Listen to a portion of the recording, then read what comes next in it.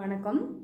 இந்த வீடியோ பதிவில் நம்ம பார்க்குறது பிஎட் அட்மிஷன் பற்றி உங்களுக்கு ஏதாவது டவுட் இருந்துச்சு அப்படின்னு சொன்னால் இந்த வீடியோவை ஸ்கிப் பண்ணாமல் பாருங்கள். ஸோ நீங்கள் பிஎட் ஜாயின் பண்ணணும் அப்படின்னு முடிவு பண்ணினீங்க அப்படின்னு சொன்னோம்னா ஃபஸ்ட்டு உங்களுக்கு 4 செமஸ்டர் இருக்குது. ஃபஸ்ட் இயருக்கு 2 செமஸ்டர் இருக்குது. அதே மாதிரி தேர்ட் செமஸ்டர் பார்த்தீங்க உங்களுக்கு டீச்சிங் ப்ராக்டிஸ் 80 டேஸு.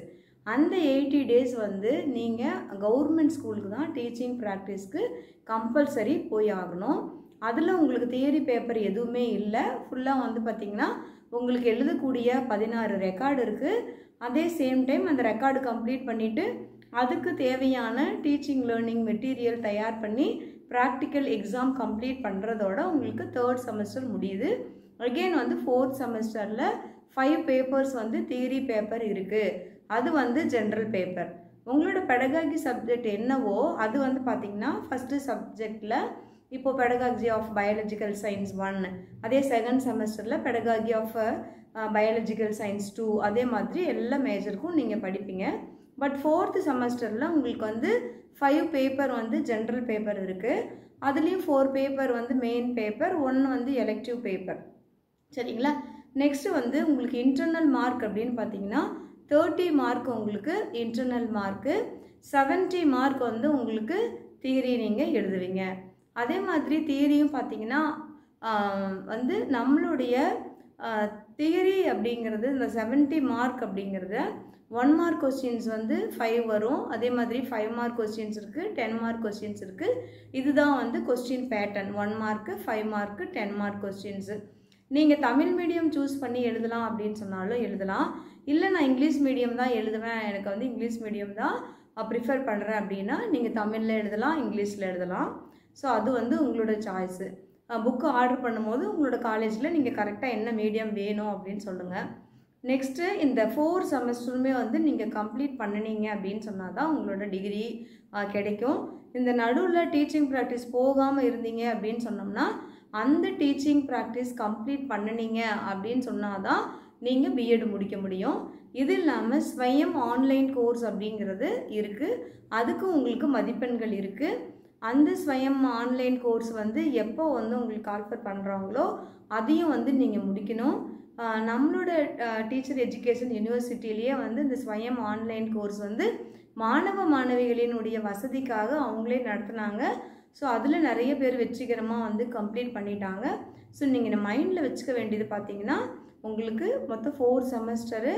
அதில் ஒரு செமஸ்டர் டீச்சிங் ப்ராக்டிஸில் போயிடும். ரிமைனிங் 3 செமஸ்டர் தான் நீங்கள் எக்ஸாம் எழுத போகிறீங்க. அந்த எக்ஸாம் வேறு எக்ஸாம் சென்டரில் தான் எவால்வேட் பண்ணுவாங்க. ஸோ நீங்கள் அதில் டிஎல்எம் ப்ரிப்பேர் பண்ணுறது கற்றுக்கணும். அதே மாதிரி நல்ல டீச்சிங் ஸ்கில்ஸ் டெவலப் பண்ணணும்.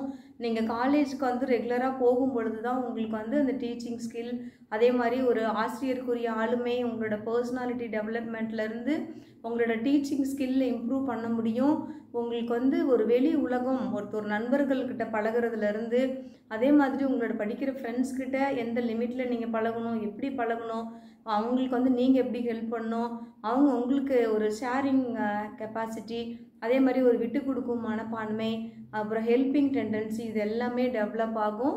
ஸோ நீங்கள் ஒரு வீட்டுக்குள்ளேயே இருந்தீங்க, இல்லை நம்ம டிஸ்டன்ஸ் எஜுகேஷனில் படிக்கலாம், எல்லாமே நம்ம கரஸில் படிக்கலாம் அப்படின்னு இருக்கிறத விட ரெகுலராக வரும் பொழுது அந்த இன்ஸ்டியூஷன் எப்படி ரன் ஆகுது, அங்கே இருக்கக்கூடிய மற்றவர்கள் எப்படி இருக்காங்க, அதே மாதிரி நிறைய உமன்ஸ் பார்த்தீங்கன்னா கேர்ள்ஸ் சேர்றாங்க. பட் எனக்கு மேரேஜ் ஆகிடுச்சு, இல்லை ஏதாவது ஒரு பர்சனல் ப்ராப்ளம் சொல்லி அதை டிஸ்கன்டினியூ பண்ணுறாங்க. ஸோ அந்த மாதிரிலாம் இருக்காங்க. எல்லாருக்கும் லைஃப்பில் எல்லாம் நடக்கிறது தான்.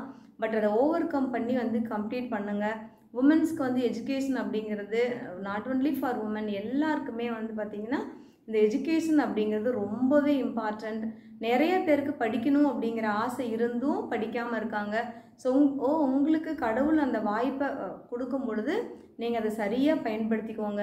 நிறைய ஸ்காலர்ஷிப், கவர்மெண்ட் ஸ்காலர்ஷிப் இருக்குது. ஸோ அதை பயன்படுத்தி நீங்கள் படிக்கலாம். ஸோ நீங்கள் படிக்கிறதுனால உங்களோட வீட்டுக்கும் இந்த நாட்டுக்குமே நல்லது செய்கிறோம் அப்படின்னு நீங்கள் நினச்சிக்கோங்க.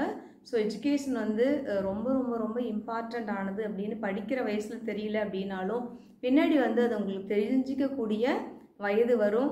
So wish you all the best. BEd join பண்ணோம் அப்படிங்கிறவங்க ஜாயின் பண்ணி படிங்க. ஸோ ஆசிரியர்களுடைய சேவை நம்ம நாட்டுக்கு எப்பவுமே தேவை அப்படிங்கிறத மறந்துடாதீங்க.